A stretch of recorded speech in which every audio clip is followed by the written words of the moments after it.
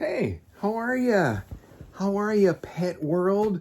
Long time no see. Happy virtual Scaley Saturday. That's right. Today is virtual Scaley Saturday. We're playing it safe, and we're doing all this through video submissions. It's your old friend Chris here today, and I wanted to talk to you about a couple of the reptiles that I have that I would be glad to bring in, but we're doing it virtually this time. So first I want to introduce to you my bearded dragon. Now you probably heard of bearded dragons. Them and leopard geckos are the two most popular lizards in the entire pet trade. And I'll tell you why, especially bearded dragons, very handleable. Very fun, very handleable. They do have sharp little claws though, but you can put them on your little shoulder or on your chest and they will stay there for like an entire episode of The Force Awakens or anything. They're so chill. They're so awesome. We call this little guy the Dude. That's right, the Dude. He is a boy bearded dragon. And you know why they're called bearded dragons? Because when they get upset, this little area, their chinny chin, gets really, really dark. And they sort of puff it up and they let you know that they're irritated by something. Now this one just went through a shed. So he is a beautiful orange. Look at that. Look at that. These are awesome pets. Awesome. Now, this is a full-grown one here. This is about as big as they get, maybe a couple of more inches. But they are just the grooviest pets, grooviest lizards, in my opinion. To me, they win out over the gecko, but that's just me, you know. Everybody has their own personal preferences. But let me tell you a little bit about the housing and the food requirements for these, because it's kind of neat. They eat crickets or dubia roaches. We have hornworms. Just, you know, insects. They love insects, even those giant cockroaches, but maybe you shouldn't feed them just because they could have parasites and you never know where they come from. So stick to crickets mainly. And they eat crickets their whole life. Their diet kind of varies and changes. When they're juveniles, they eat a lot more protein, a lot more live insects. And, maybe about 20% fresh cut veggies, 80% insects. When they get about this size, they kind of switch it over to They do about 40 to 20% live protein, and the rest of their diet consists of fresh veggies. Maybe chop up a little kale. Be easy with the kale. You can definitely overdo it with the kale, but they like mustard greens, collard greens, all those kind of greens.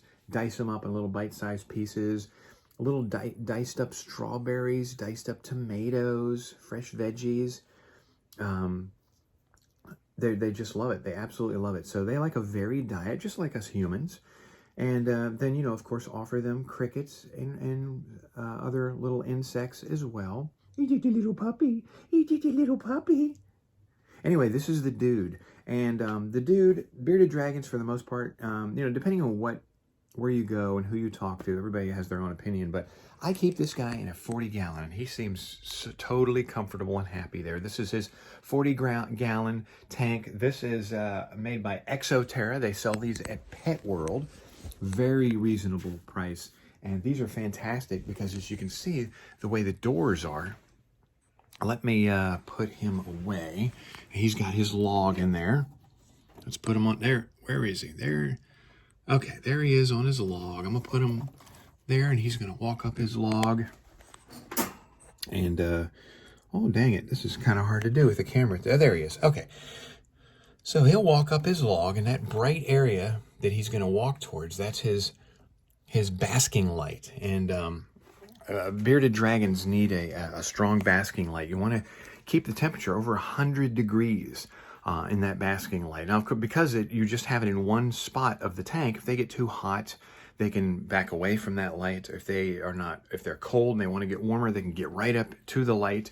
As you can see, the way it's set up there. And also, you'll see this other light that goes all the way along. That's UVB, very important for bearded dragons and a lot of other lizards. UVB lights, they need that on all the time. And the reason it covers the whole span of the tank is because they need that, no matter where they are in the tank, they need that UVB light that simulates what it would be like in their natural habitat. They're actually from Australia. They're an Australian lizard, and they're very cool. They're very chill. They're very handleable. And some people will say you need a bigger than a 40-gallon. You need a 75, but he seems to be just fine. He chills on that log there most of the time. As you can see, I have some fresh cut up greens over there, some tomatoes, and make sure you get that out of there you know, don't leave it in there more than a day, you know, because it'll start getting funky and drying out and moldy. They also have these containers that you can buy that have some of the, he likes this as a treat. There's some freeze-dried mealworms and pellets, all encompassing nutritional pellets, some Repashy. Check out Repashy. That's a really fun thing that has a lot of vitamins and minerals in it. And, you know, you always want to have a bowl of water in there. Bearded dragons don't need to get in there. It doesn't need to be a ginormous bowl of water that they need to be able to get into, but they definitely need access to fresh water and rough surfaces because they shed just like snakes. They usually shed in patches at a time. You can help them out with tweezers, pull some of the skin off for them, but they're just awesome pets. Once they're full grown, you usually want to keep them just one in a tank.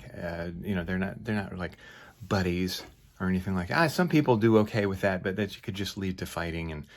But they're awesome, the bearded dragon. And then one other reptile, it's Scaley Saturday, right? I can go all day. I can go all day. I want to keep this kind of short though. I'm just going to do real quick on this. Is a new addition to our household here. And he is and you can see him in that bowl of water there. He is a Boa Constrictor, Guyana. Let me see. There you can get a good look at him there. I don't really want to disturb him right now, but he is a Boa Constrictor. Now, Boa Constrictors I would definitely not recommend for the first-time snake keeper. If this is your first time getting a snake, I go corn snake or go ball python, because Boa Constrictors, particularly this one, can get quite large. Now, he's only in a 40 now. He will definitely need a bigger tank as he grows. And he eats once a week. Actually, he's going to eat tomorrow on Scaley Sunday. Well, every day is Scaley when you're a reptile owner, right? And they have very good appetites. They eat every time you offer them food. They do get very large though, and they can be a little more nippy than ball pythons, but you know, a lot of that just depends on your carefulness in handling them, how you approach them. You know, if you're coming in like that, of course they're going to get a little defensive, but they can be just gentle giants. But they are a good entry into the world of giant snakes. If that's your thing, go online, go into Pet World, talk to the associates there, find out about boa constrictors. If you're into that eventually, I would definitely recommend it. But anyway, that's that's what we're featuring today. We got the boa constrictor and the bearded dragon, which I can't say enough nice things about. Happy Scaley Saturday, and hopefully when all this crazy apocalyptic pandemic is over, we'll get things back to normal and we can do Scaley Saturday again in person, and you can bring your pets in and we'll just have a good old time. But anyway, Merry Christmas and happy Scaley Saturday for December 2020.